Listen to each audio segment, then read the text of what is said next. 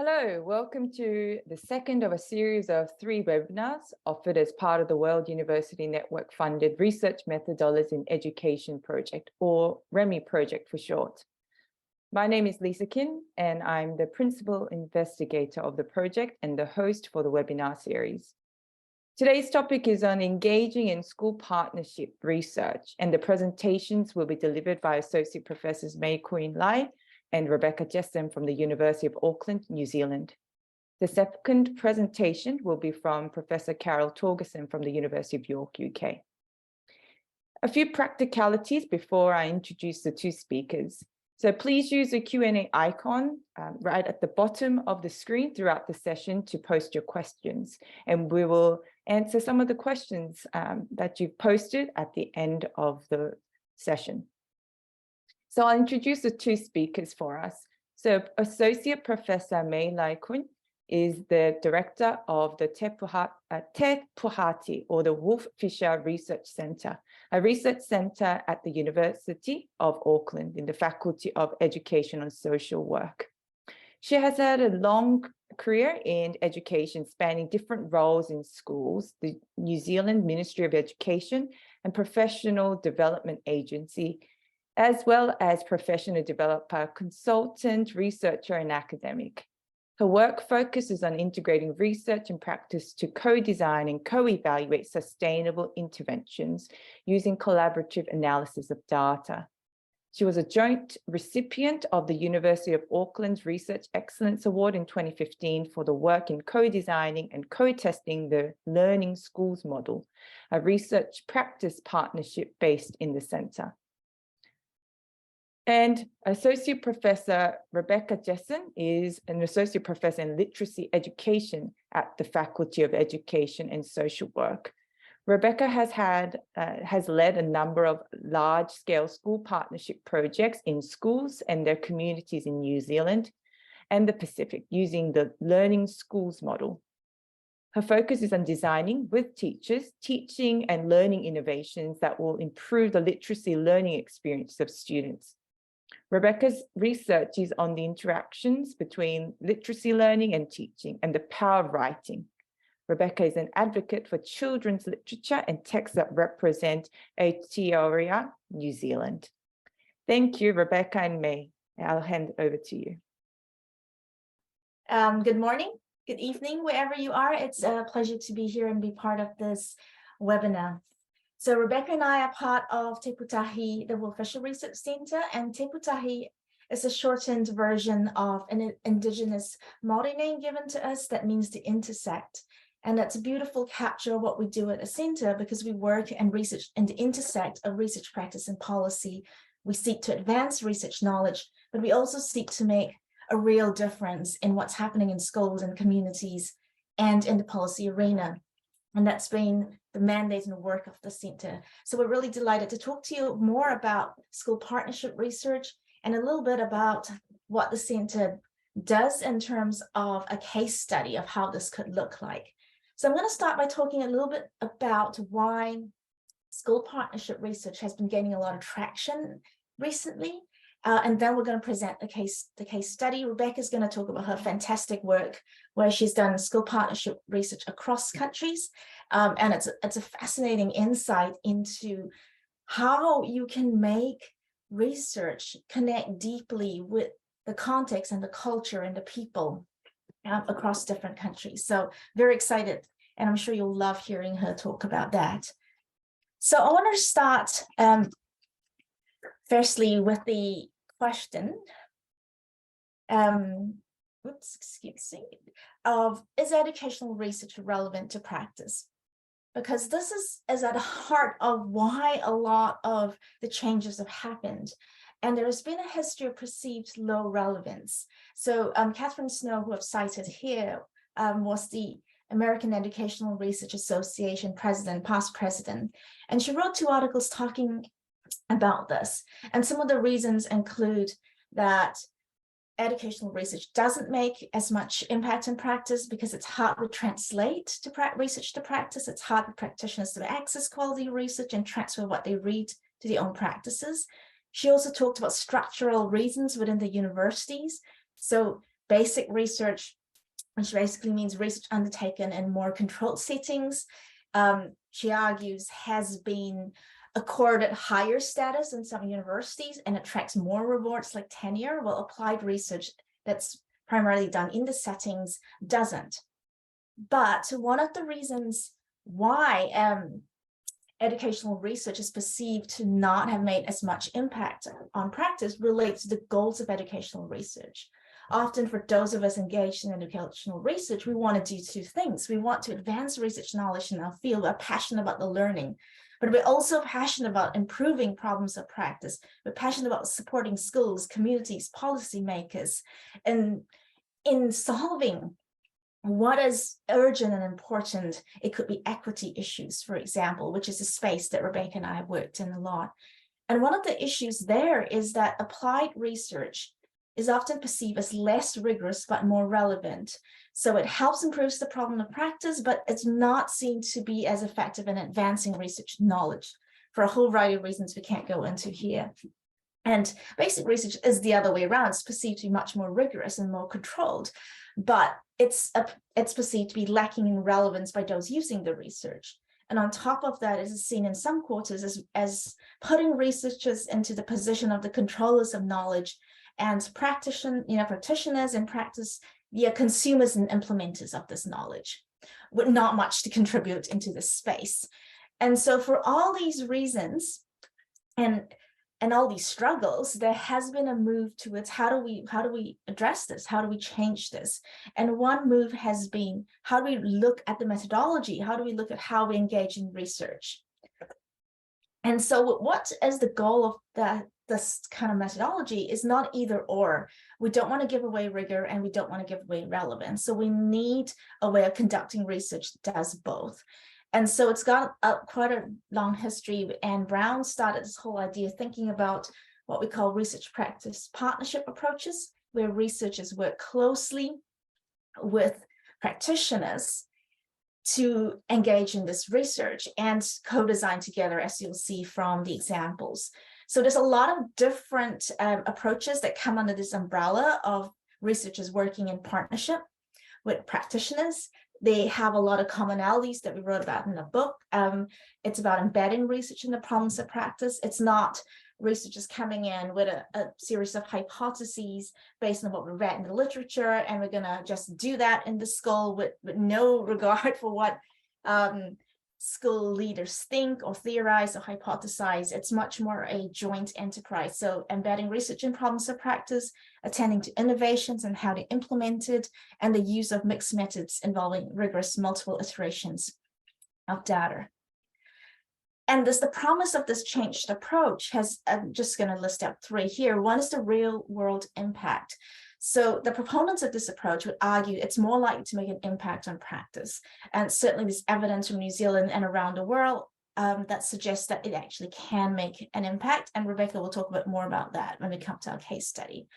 The second argument, it actually increases the utilization of research because practitioners are working alongside researchers and sense making as they go through the research process, rather than taking a finished product and trying to translate it into their context. And the third reason is it actually develops research knowledge in a way that cannot be gained under controlled settings, because we now start to understand, we take intervention research, for example, under what conditions can this intervention be successful? For whom can this intervention be successful? And so the third argument has been that some of this thoughts of research knowledge can't be gained if you just have very tight control settings. It can only be gained when you actually apply the research into context. And so the example we're going to use today is the Learning Schools model. It's a research practice partnership to advance research knowledge and solve urgent problems of practice. In particular, we focus on improving teaching and learning. And our key focus is how can we support schools, community policymakers, improve valued student learning outcomes. So this has been developed and tested at the center for past 17 years. It's in 5 countries, including, of course, Aotearoa, New Zealand, and 3 Pacific nations. And that's the work Rebecca is going to talk about today. And it's had replicated success in improving outcomes over time and across contexts in general. And there's been some work we've done in sustainability that shows that at least in the 2 years after the intervention, the outcomes are sustainable in that schools and communities can still make lots of progress without the huge funding drops that come with interventions and the huge resourcing that comes with the research side. So just very quickly, and I will go through what's the concept of this model, and Rebecca will illustrate it through the case study.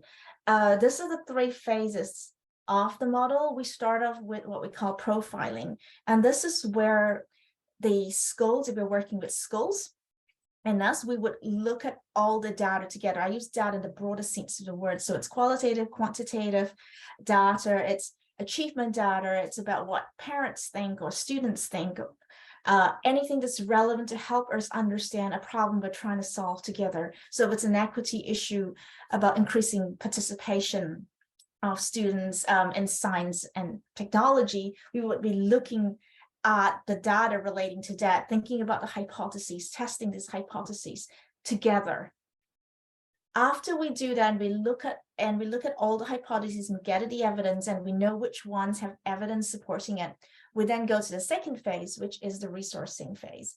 That is where we co-design an intervention alongside the practitioners based on that first phase. And we say, okay, what do we now do? How do we design this together? So that intervention part is very much co-designed. And in the third phase, we start to think about sustainability. How do we make this sustainable? Although we've built sustainability all the way through the model, in the third phase, we often focus very specifically on it. This is just a really quick ticky tour, and it will all become a lot clearer once Rebecca starts to talk about how that model's been enacted in practice across countries.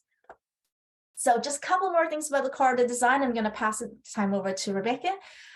It's partnerships. So we co-design with schools, with policymakers, and they are very much an integral part of thinking about what data we collect, what it means, what the hypotheses are.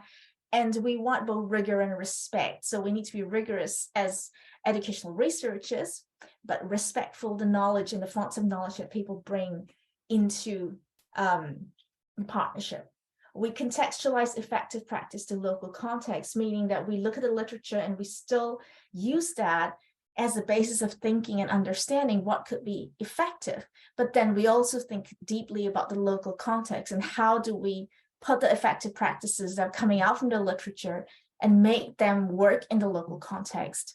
And the third part of it is we collaboratively analyze the information together. And to do that, we need good curriculum and content area knowledge to be able to even look at this information and make sense of it in terms of what does it mean for teaching and learning? How do we improve our teaching and learning? How do we do this together with deep practice knowledge and deep research knowledge? I'm just going to hand the time over to Rebecca now to give you a case study that will hopefully embody and clarify a lot of these high-level principles. Thank you. Thank you, May. Good morning, everybody. Good evening in your time. I wanted to talk today about a project that we undertook using the Learning Schools model as a partnership approach with 3 Pacific Island nations in the South Pacific, close to our country in New Zealand. So 3 independent nations who wanted to improve their outcomes for their people in literacy. Each of these nations have their own languages, and they also want their people to learn to speak and read and write in English. So we developed a partnership approach across the 3 countries with the 3 ministries of education. Now, each of these countries too have a history of international aid and a history of having developers come into their countries and teach them to do things and then leave, and then these new practices are not sustained. And so we had to develop a way of working that would build capability within each of the countries to sustain the improvements that we're making with them in their literacy. So we used in-country teams. So essentially we're running 3 parallel but also coordinated projects, and each of those teams had a local coordinator who was very much embedded with the local system, whichever it was. So in Tonga, it was the university system. In the Cook Islands, it was the ministry system. And in the Solomon Islands, which is very diverse, it was in their provincial system. We also used local universities. So our university, University of Auckland, the University of the South Pacific, and the Solomon Islands National University all collaborating together on this, and an overarching strategic management team reporting to our funders, the New Zealand Ministry of Foreign Affairs and Trade. So you can see a very complex organizational diagram of partnership.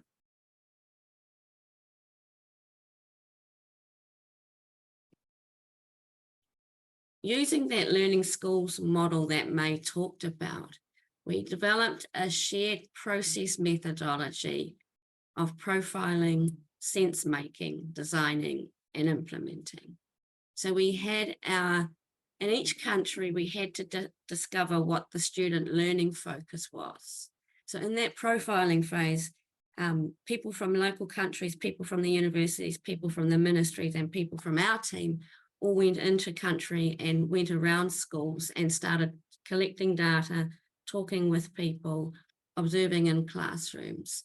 And that profiling phase in each country allowed us to come up with a student learning focus for each country. And they were different in each country depending on what the conditions on the ground were. We then fed back all of that sense-making data in each country and went around again and held sense-making sessions and heard what people had to say about the sense that we had made from what we had seen in country to develop action plans, to design with them action plans for how we might go about improving literacy in that place. We then designed formative assessment regimes of how we would know if that was working. We built leadership capability, we built teacher capability, we did professional development, all around the shared analysis of data and the problem solving together. So in each country, designing an implementation plan, and then in each country, implementing that plan for professional learning.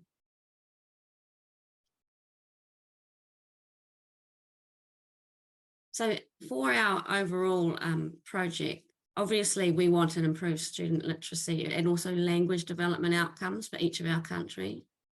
We also wanted our teachers in our schools to understand and use data on the students' language and development so that they could continue to self-improve. And then in each place, wanting out the local Ministry of Education to offer that support internally from within their country and to continue to build professional learning and professional development systems that would help each of those countries, each of the teachers in each of those countries continue to self-improve and thereby help their students to learn literacy. So a very process-rich, contextually based implementation plan in each place. So the key findings, it was a 3-year project, and as you saw from May's diagram with 3 separate phases, we did see shift in student improvement, and we were very proud to see such shifts that the Ministry of Education in our country asked us to conduct further research to find out why we were so successful, which I found quite funny because we thought we were going to be successful in the first place. And we also found shifts in terms of the processes of education in the countries. So one of the very quick gains we got was more time focused on meaningful activity and less time waiting and organising. That was a very quick identification in the observations that we did in the first profiling phase. And that was sort of one of the key ways of thinking about building teachers' capability of organising and delivering meaningful activity across a school day. Also, the greater use of questioning, discussion and feedback as part of a teacher's repertoire of what they might do in a classroom. We saw relationship between where teachers were using these improved practices and the students' improvement in their classrooms. And we also saw shifts in the leadership practices of our school leaders, but but also of our provincial and country leaders over that time. And for each of those, there are different measures and outcomes and a sort of measurement evaluation framework to guide what we were doing for each of those key findings. This is just one example of a student achievement shift. This is from one country over one time point on one measure. So this is in Tonga, where they were learning to retell the essence of the stories that they were reading. And you can see, or you can probably just see visually on the graphs, huge achievement shift from baseline measure, which is the grey dotted line, and then each of our cohorts having quite remarkable, actually, achievement shift in their retell measure. Just as an example for you of the sort of data analysis we were doing with our teachers. So conclusions, from that piece of research, we were able to think about some contributions of working in a contextually appropriate way in each of these, the countries that we were partnering with. So we were able to contribute Indigenous leadership models and Indigenous partnership processes as part of the way we worked. And so that became the concept of motu tapu. I've got there as an example, as an Indigenous practice where when you go to an island, you wait in the harbour to be welcomed so that people know you're coming in peace. So taking some of those Indigenous processes and practices and thinking of them as partnership processes and practices. Similarly, the way that you conduct research and our ability to think about how knowledge is disseminated in countries. So Talanoa is a knowledge dissemination process in Tonga. Toktori is a knowledge dissemination and process in the Solomon Islands, sorry. So using these as part of our research methods and thereby having greater effect with our people because they were part of, they knew processes for how this was going to work and were leaders in those processes. And of course, the impact of using data on student learning with our teachers in these developing nations as part of our research practice approach, and honouring the people by engaging with them and understanding what their children are doing and them developing the solutions for their children. And we were able, I think, to demonstrate that we could reduce inequality of our student achievement. And more widely, this is going back to May now, and maybe I should hand over to you, more widely that the model we feel is able to, in replicated and consistent ways, reduce student achievement in the different contexts in which we work.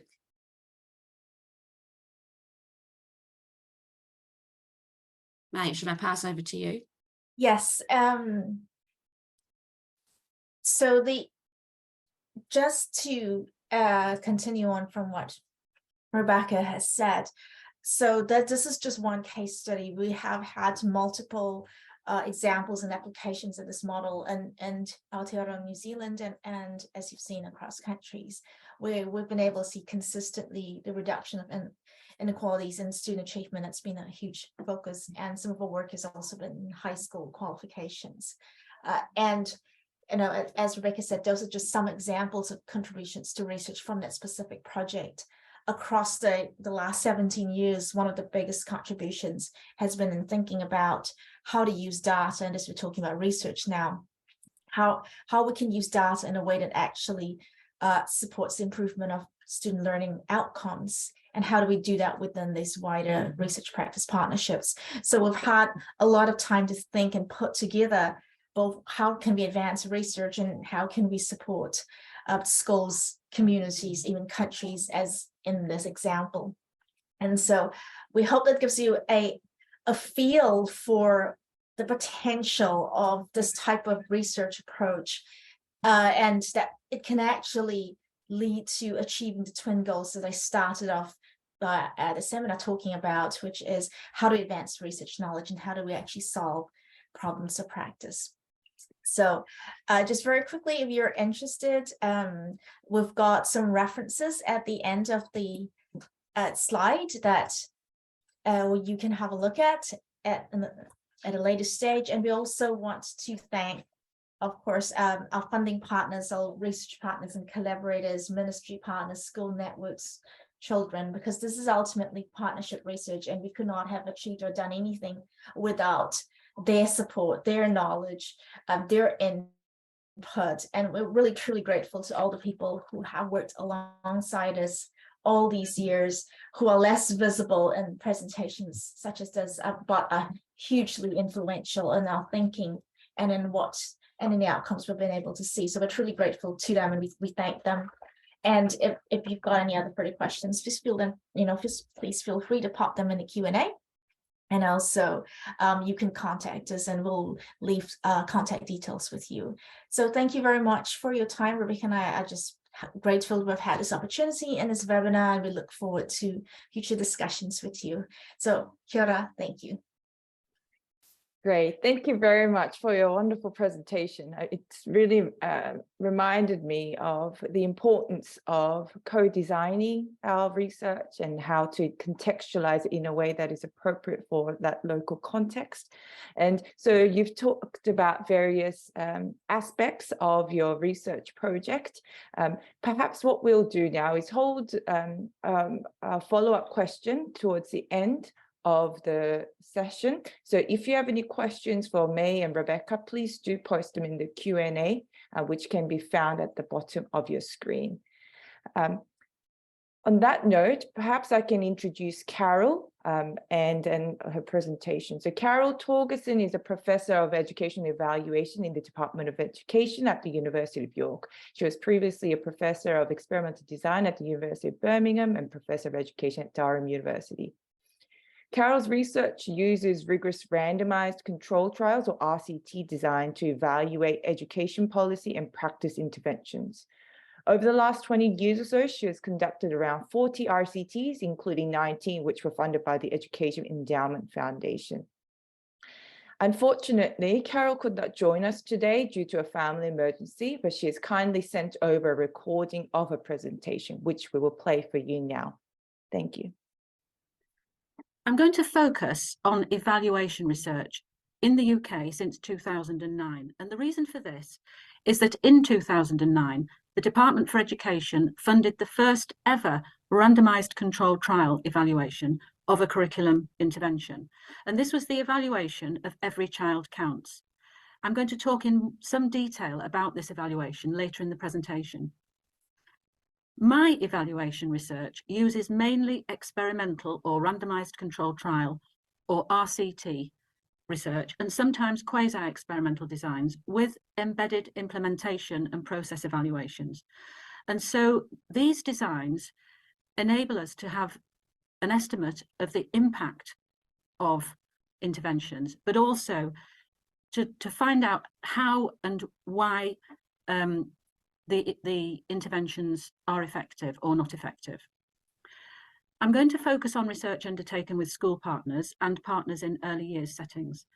And I'm going to look at the opportunities and challenges of working with partners using examples from my own research projects undertaken both before the COVID-19 pandemic and during the COVID-19 pandemic.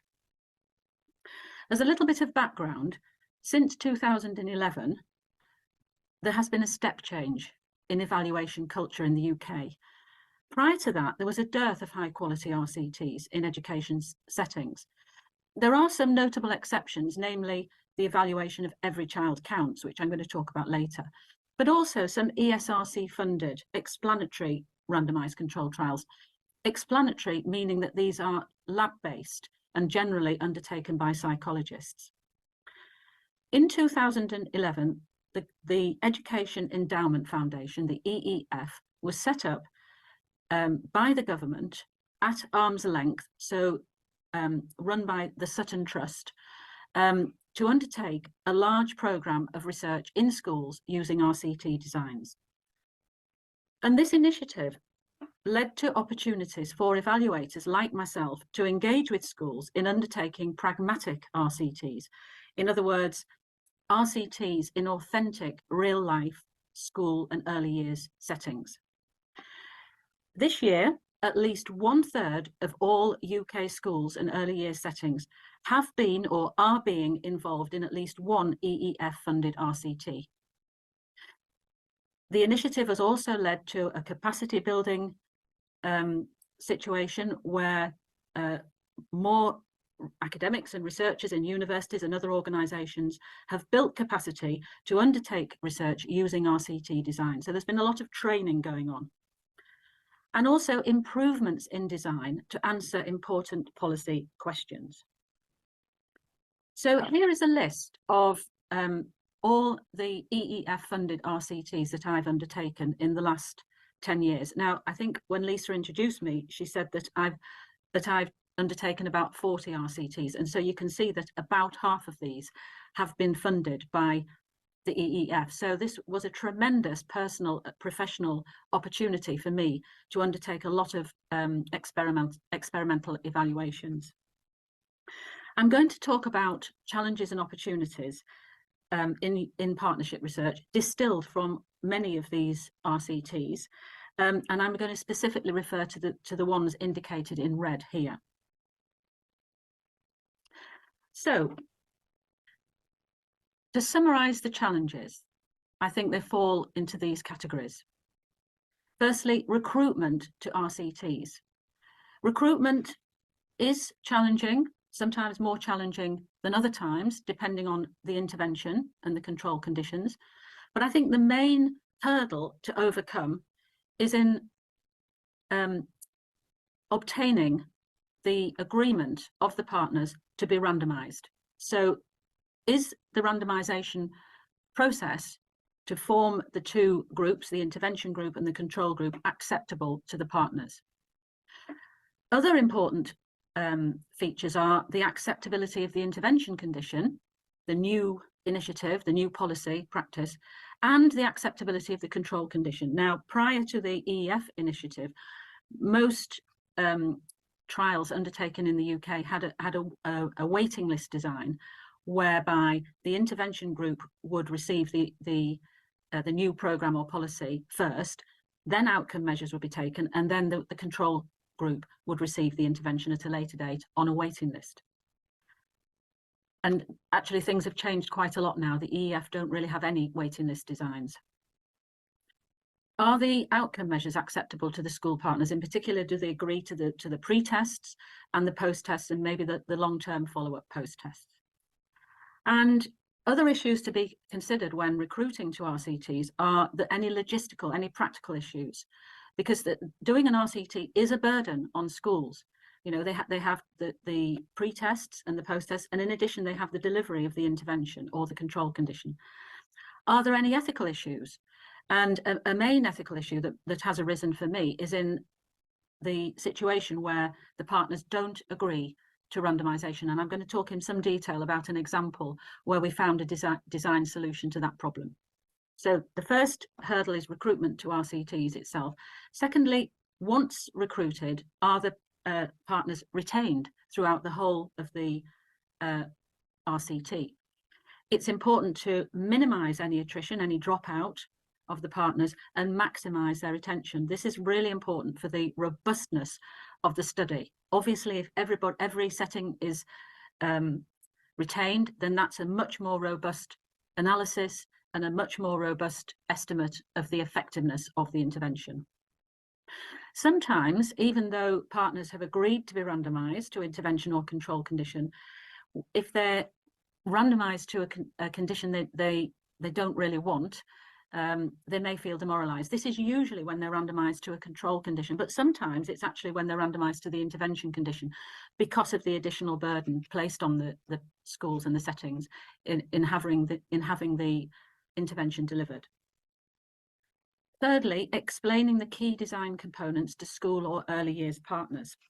Now, I'm going to talk about mainly about randomisation, but the second tricky concept to explain is the case analysis, the complier average causal effect analysis. And usually we talk about this pretty early on in the process of doing the randomised control trial, because it's an analysis that we use in order to have an estimate of the impact of the intervention where there is dropout from the intervention and control groups. Sometimes partners think if settings drop out of receiving the intervention, then they go into the control group for the analysis.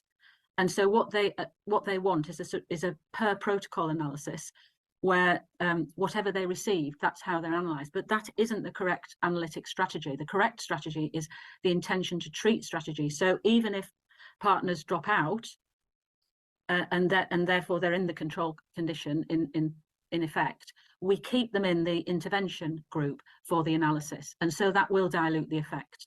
The case analysis is the correct way of dealing with that. So it provides an estimate of the effect on those who received the intervention, not just the whole group, which may include some that crossed over into the control condition.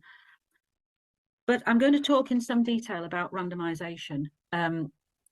Explaining this is tricky. And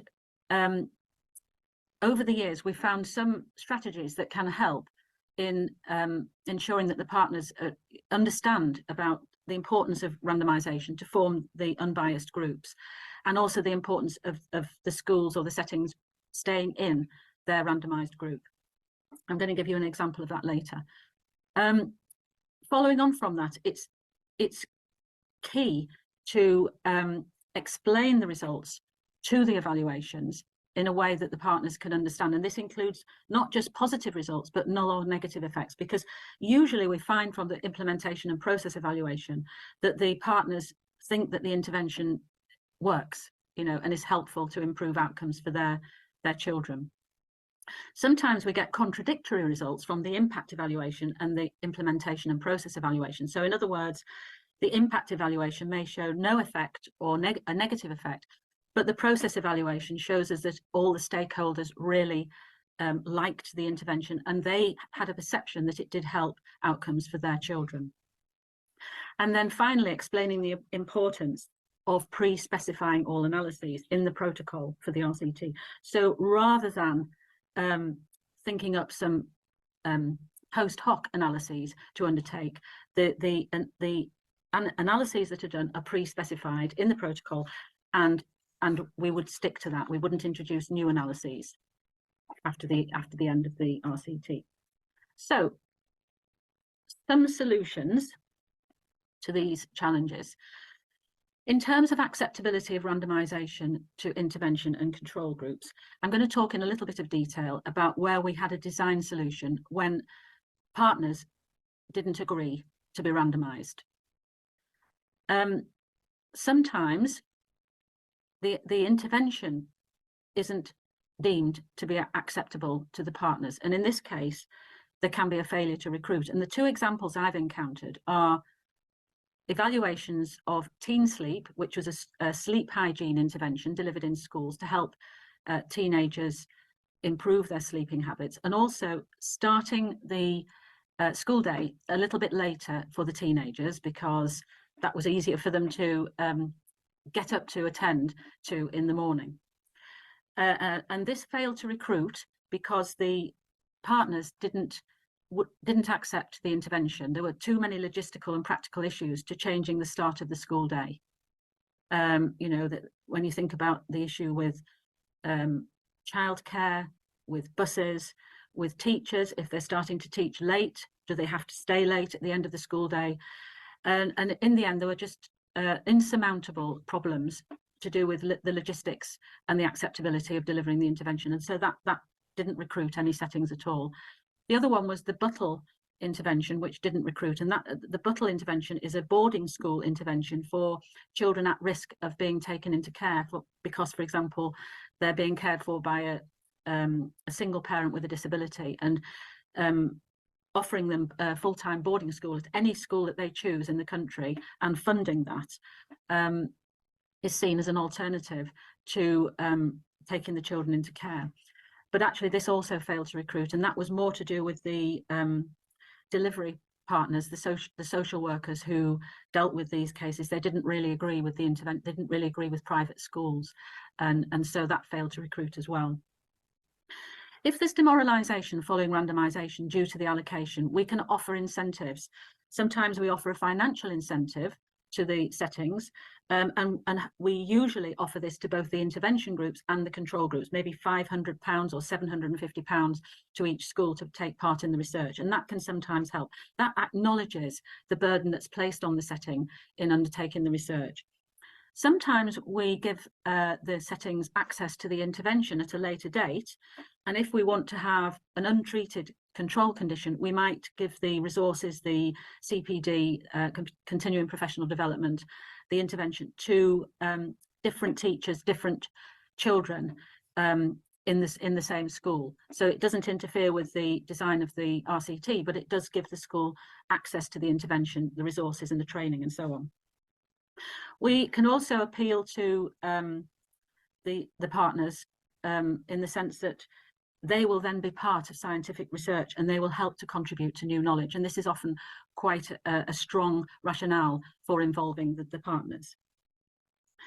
So we have the four remaining challenges, and I think all of these require enhanced communication strategies in order to ensure that the partners understand the key design components, that they adhere to the randomization, they explain that they understand our explanation for the results when we get them at the end, and they understand that we can't do any post hoc analyses. So the example about where randomization wasn't adhered to is in an evaluation of something called SHINE, which is a Saturday intervention for children who are failing to thrive in literacy and numeracy.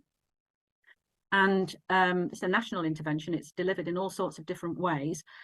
And in our evaluation, our pilot evaluation, we found that the schools, one of the schools that was allocated to intervention for year 4 and control condition for year 5. So sorry, each school had 2 classes. One was an intervention class and one was a control class.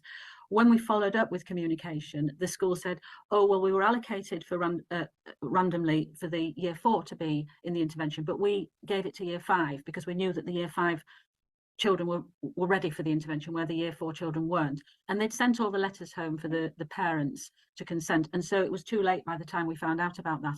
And we had to do the intention to treat analysis and keep the intervention group in the intervention analysis, even though they'd had the control condition and vice versa. Sometimes it's necessary to recruit schools already committed to the intervention and schools interested in research. And explaining the risks and benefits to schools is critical, as is maintaining excellent, ongoing and flexible relationships with schools. So my first example is the evaluation of Every Child Counts, which was undertaken in the 2 years between 2009 and 2011. It was the last UK Labour government's flagship policy to help children at age 7 at risk in numeracy. It's an expensive one-to-one tutoring intervention, and the component is called Numbers Count. That's part of a bigger programme of intervention called Every Child Counts. It's delivered every day over 1 school term for 12 weeks. And we were commissioned to do the randomised experiment to establish the cost effectiveness and the effectiveness of Numbers Count. A pre-post test evaluation undertaken by the developer had demonstrated a very large effect size, actually of more than 1 standard deviation, and cost effectiveness, but this was using the very weak design of just before and after with no control group. We had randomization within schools to the intervention and control conditions and a waiting list design, which means the control group received the intervention at the end. This is the design. We had 12 children in 44 schools who were eligible. We did a numeracy test at the beginning of the autumn term, that was the pre-test. And then the 12 children within school randomly allocated to term of delivery, autumn, spring or summer. And the intervention children were those who received the intervention in the autumn term, and the control children were those who received it on a waiting list in the spring and summer terms. And then we had the post-test, which was independently administered, and this was the progress in maths test. And then we did a simple analysis comparing the mean numeracy post-test score of the intervention and the control children. And this was a rigorous design which excludes some alternative explanations for the results. However, there were a number of design limitations.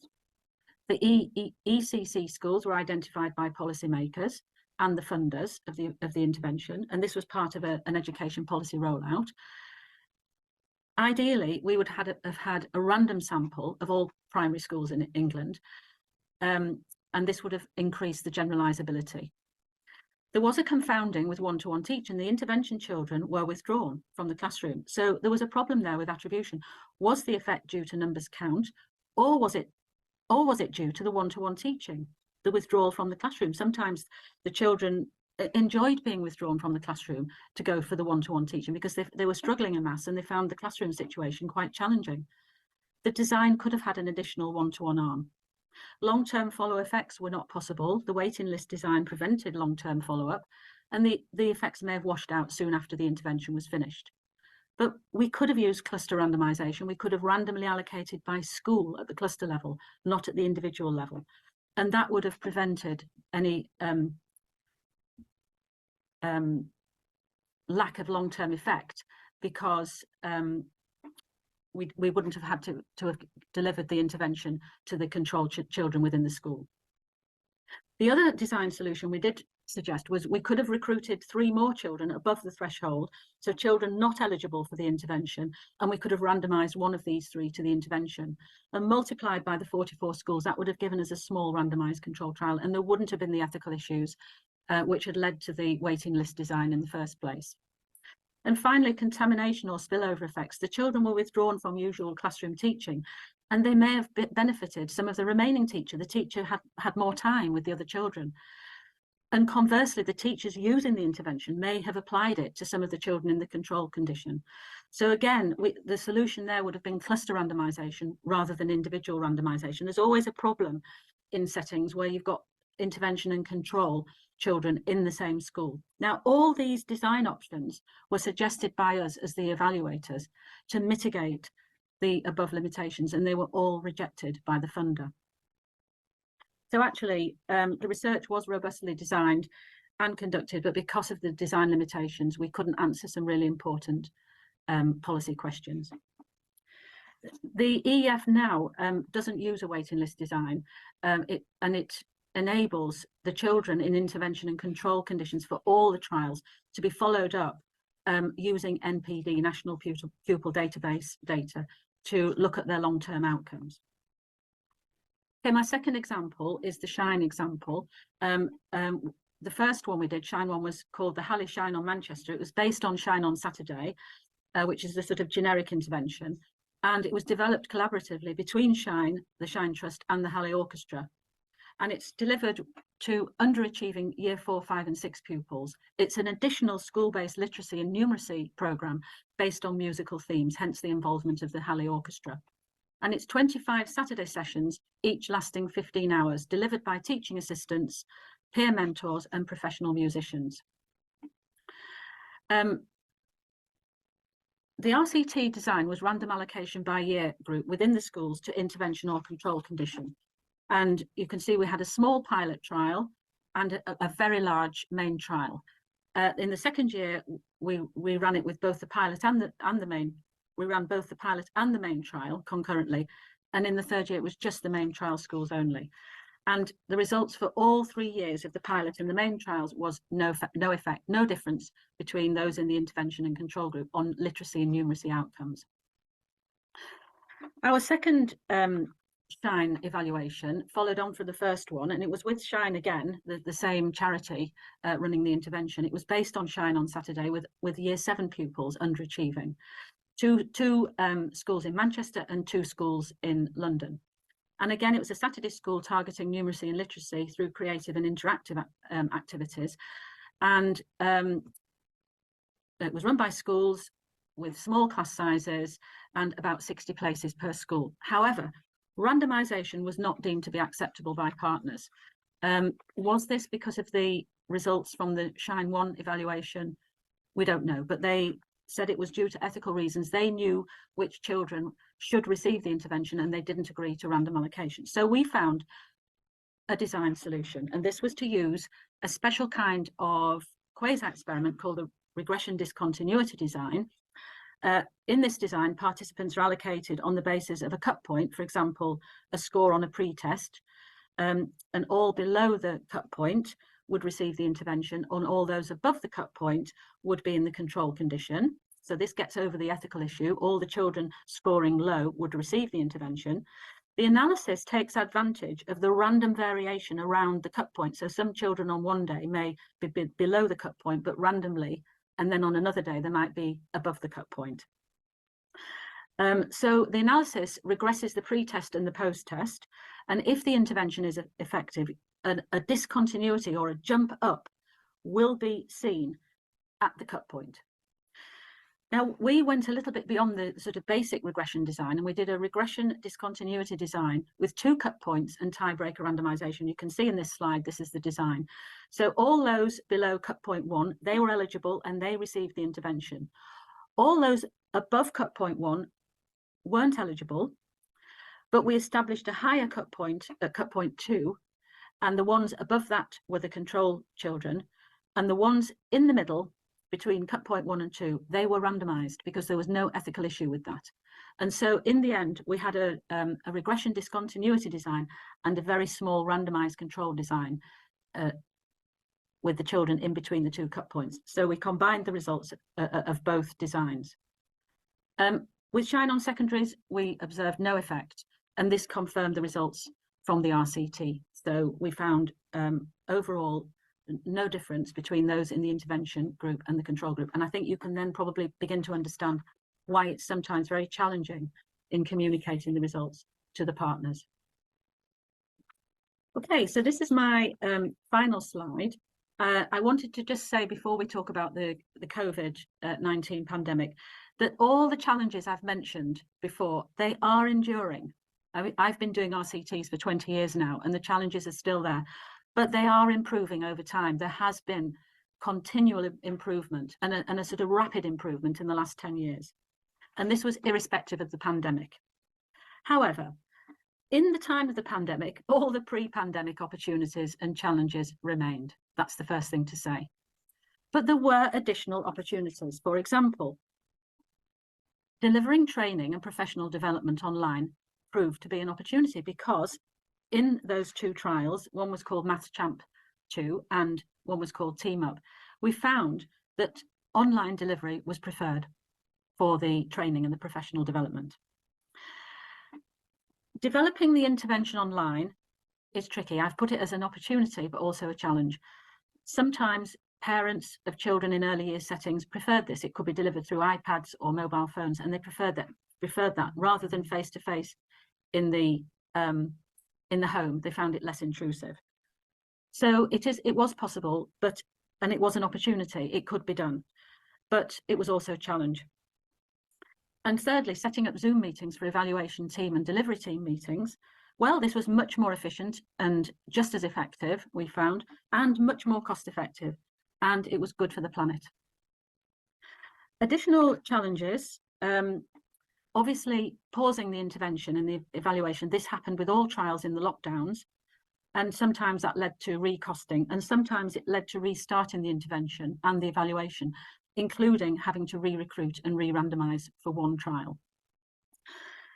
Delivering the intervention online, what was a challenge, particularly for a trial of an early years intervention called Parent Child Plus.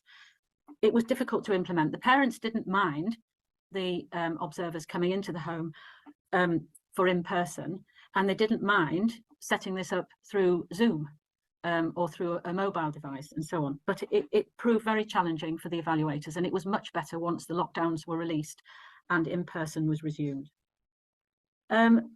We tried to do outcome measures, socially distanced, in the garden, in a park area, in the street sometimes. And this really, I have to say, was a challenge and was not suitable. And we had to really move back to in-person as soon as possible with all the mitigating measures taken due to the COVID-19 pandemic.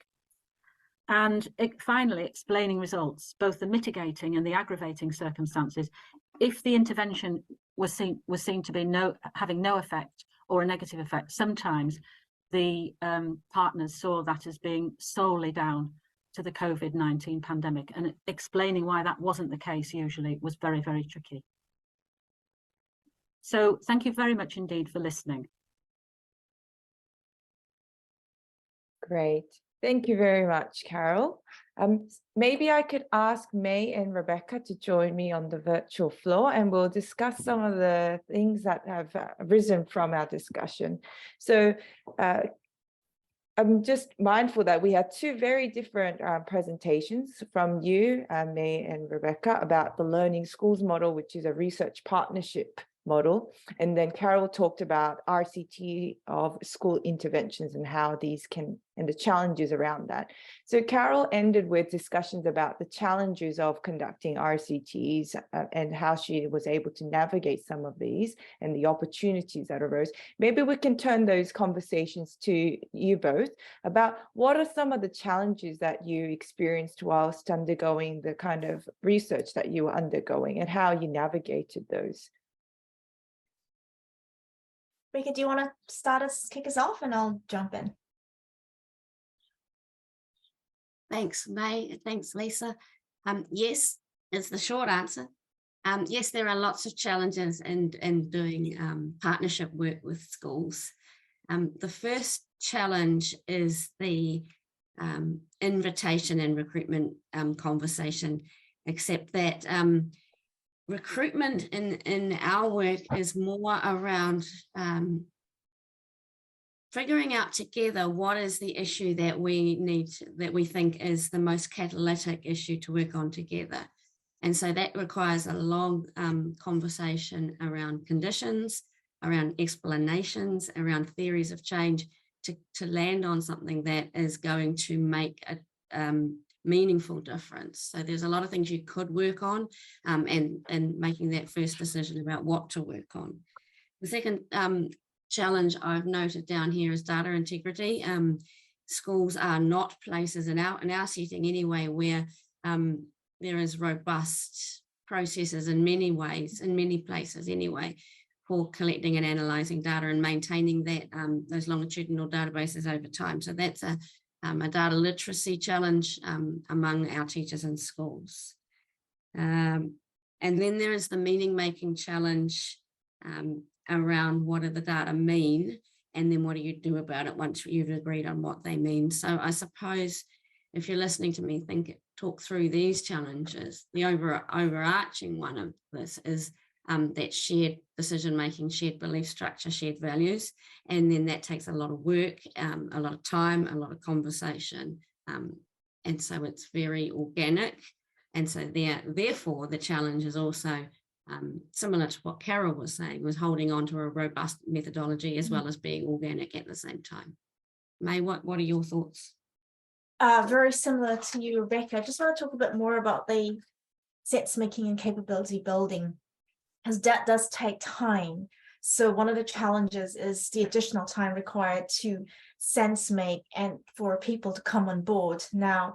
And that then has a follow-up impact when you're trying to scale up an intervention and look at how do you make things viable, financially viable, resource viable. And so one of the challenges that we've been grappling with, and I think Carole also talked about it, is what can we automate, what can we use technology and leverage of technology, and what are the things where we can't. So for example, the data capability, some of the issues around data management, data displays, and so on. These things can be automated, and they should be done efficiently and effectively as possible using the best technology that we have available. But there are other things where technology is not the best and efficiency is not even the right question. How do we be more efficient is not the right question. How do we help people understand and come to make sense of things? And that's where I don't want to give up the efficiency. So the challenge for us is, we don't want to give up the sense of sense making is important, and we need to take time to do this together.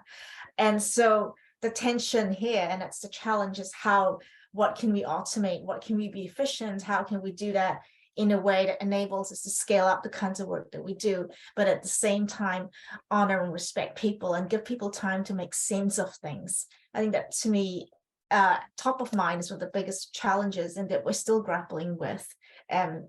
and which also Carole's talked about around the technology and the people side of things.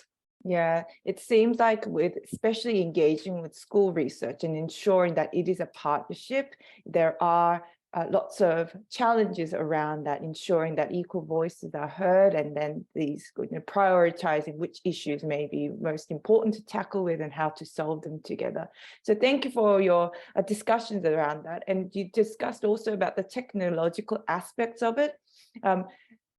Our next webinar that we'll be having this Friday is about technological innovations and opportunities in educational research. So for the listeners, if you'd like to find out more about that, it is this Friday. I am mindful of the time, and unfortunately, though we may have so many things that we'd like to discuss at this time, we will close the webinar for today. Thank you, May, Rebecca, and Carole, for sharing with us your rich knowledge and insight on this topic. And thank you, the audience, for joining the second of a series of 3 webinars. As I said, there's a final webinar this Friday about technological innovations, and I hope that you can join us for that, and more can be found on the project website. Thank you, and we hope to see you then. Bye-bye.